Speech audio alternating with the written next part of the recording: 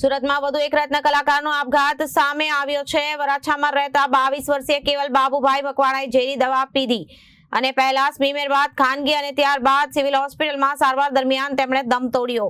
કેવલ રત્ન કલાકાર તરીકે કામ કરી પરિવારનું ગુજરાન ચલાવતા હતા। સુરતમાં વધુ એક રત્ન કલાકારે આપઘાત કર્યા હોવાની ઘટના સામે આવી છે। વરાછામાં રહેતા 22 વર્ષીય કેવલ બાબુભાઈ મકવાણાએ ઝેરી દવા પી આપઘાત કરી લીધો હતો। તે પહેલા સ્વીમેર બાદ ખાનગી અને ત્યારબાદ સિવિલ હોસ્પિટલમાં સારવાર દરમિયાન તેમનું મોત નીપજ્યું હતું।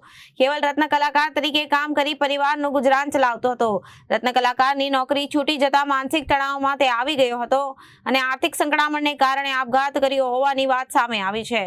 વરાછા પોલીસે વધુ તપાસ હાથ ધરી છે। નમસ્કાર, હું છું ભાવેશ કા। હીરા ઉદ્યોગની મંદી હજુ કેટલાના ભોગ લેશે।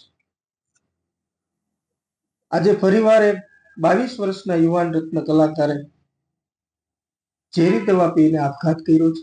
વરાછા વિસ્તારની આ ઘટના છે। માતાવાડી ખાતે કેવલ બાબુભાઈ મકવાણા નામના યુવાને ઝેરી દવા ખાઈ અને આપઘાત કર્યો છે। પરિવારના સ્વજનો સાથે વાત કરતા આર્થિક તંગી, નોકરી છૂટી જવાના કારણે અને આર્થિક સંકળામણના કારણે આત્મહત્યા થઈ હોય એવું અમને આશંકા છે।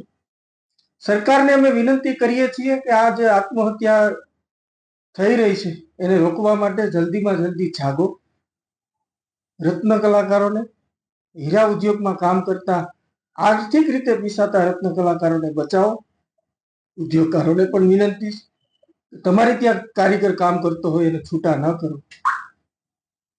આર્થિક રીતે જે લોકો ફસાય છે અને આર્થિક સંકળામણનો જે સામનો કરે છે એને બચાવવા માટે સરકારે આગળ આવવું।